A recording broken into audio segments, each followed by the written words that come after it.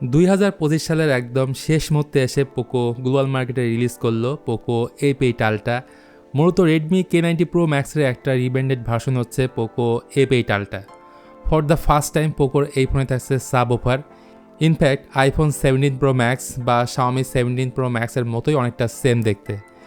বিশাল এক camera housing, সাইডে aluminium frame, ইয়ারের ডিজাইনটা দেখে মনে হচ্ছে আমরা যে জিন্স প্যান্ট পরি সেটাই আর কি এখানে ধরে বসিয়ে দিয়েছে। 7.9 মিলিমিটার হচ্ছে 3 আর ওয়েট হচ্ছে 218 গ্রাম। বাল্কে লাগার কারণ একটাই, এটার মধ্যে 6500 mAh এর ব্যাটারি আছে। পাশাপাশি এই ফোনটা 50 watt wireless charging and 22.5 watt reverse wireless charging support করে। এখানে একটা বিষয় আপনাদেরকে জানিয়ে রাখি, এই 100 ওয়াটের চার্জার দিয়ে 0 to 100% চার্জ হতে প্রায় 50 মিনিটের মতো সময় লাগবে। ডেনিম ব্লু কালারটা বাদেও ব্ল্যাক কালার আছে। আর আনবক্সিং করলে ফোনের বক্সে পাওয়া যাবে একটা সিলিকন ব্যাক কভার, 100 ওয়াটের charger, type A to type C কেবল। মূলত এগুলোই থাকবে ফোনের বক্সে। এছাড়া এই ফোনের মধ্যে আছে IR blaster sensor, NFC, Wi-Fi 7, Bluetooth 5.4। আর এখানে যে টাইপ C পোর্ট দেখতেছেন সেটা হচ্ছে USB 3.2 Gen 1 পোর্ট। উপরে স্পিকার গ্রিলের মাঝেই আছে নয়েজ ক্যান্সেলেশন মাইক, এই ব্যাপারটা আমার ভালো লাগছে। আর ফিঙ্গারপ্রিন্ট হচ্ছে 3D আল্ট্রাসনিক, যেটা ছিল super fast and super accurate. IP রেটিংয়ের বেলায় এতে IP68 এর রেটিং রয়েছে, বাট আমি আশা করছিলাম এই ফোনটার মধ্যে থাকবে IP69 বা IP69 কে রেটিং, যেটা আমি এই ফোনটার মধ্যে মিস করছি। পোকো F8 Ultraর ফ্রন্ট প্যানেলের ডিসপ্লেতে 6.9 ইঞ্চির বড়সড় একটা প্যানেল আছে, যা মূলত 1.5K রেজোলিউশনের একটা 12-বিট অ্যামোলেড ডিসপ্লে। কমতির জায়গা হলো এটা LTPS প্যানেল, LTPO প্যানেল কিন্তু না। এর মানে 1 হার্জ থেকে ডিরেক্ট 120 হার্জে যেতে পারে না। এটা 30, 60, 90, 120 হার্জ রিফ্রেশ রেটে ওঠানামা করতে পারে। সো ফ্ল্যাগশিপ ফোনের যে স্মুথনেস সেটা কিন্তু এই ফোনের মধ্যে পাবেন না। অন্যদিকে এই ডিসপ্লে চিন বেজেল ছিল almost narrow bezelless. HDR10+, Dolby vision, Widevine এলনের সাপোর্ট সবই কিন্তু এই ফোনটার মধ্যে আছে। সেই সাথে 3500 নিটস হচ্ছে এর pick brightness. So indoor outdoor সব জায়গাতে এই ডিসপ্লেতে যথেষ্ট আলো লক্ষ্য করবেন।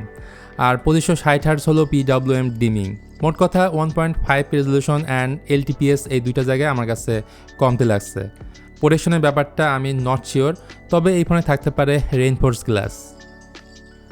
যেহেতু এটা ফ্ল্যাগশিপ ফোন তাই এখানে ফ্ল্যাগশিপ প্রসেসরটা ইউজ করা হয়েছে স্ন্যাপড্রাগন 8 Elite Gen 5, যেটা বর্তমান সময়ে অ্যান্ড্রয়েডের জন্য সবথেকে শক্তিশালী প্রসেসর।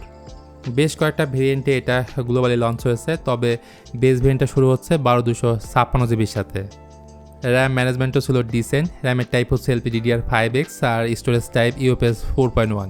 সাথে 33 লাখের আশেপাশে থাকছে ফোনটার আন্তত স্কোর। আর গেম খেলার সময় ফোনটা যেন ওভারহিটিং না হয় তার জন্য এতে রয়েছে 6700 mAh ভ্যাপার কুলিং সিস্টেম। তাছাড়া এই ফোনে D2 চিপ আছে, যেটা basically super resolution and frame generation support করে। এর ফলে গেমিংয়ের সময় বাটার স্মুথভাবে গেম খেলতে পারবেন।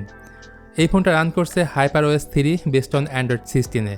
টুকটাক ভালোই আননেসেসারি প্রিন্সটল অ্যাপে ভরপুর, যেটা ধরে ধরে আপনাকে ডিলিট করে দিতে হবে।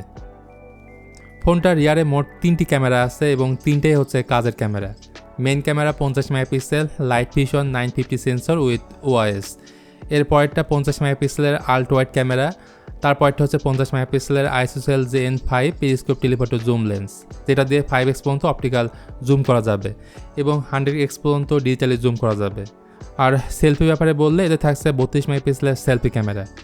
বেশ কিছু পিকচার আপনাদের জন্য দেওয়া হলো, ছবিগুলো দেখেন এবং ডিসাইড করেন যে এই ফোনটার ক্যামেরা কোয়ালিটি আসলে কেমন হতে পারে।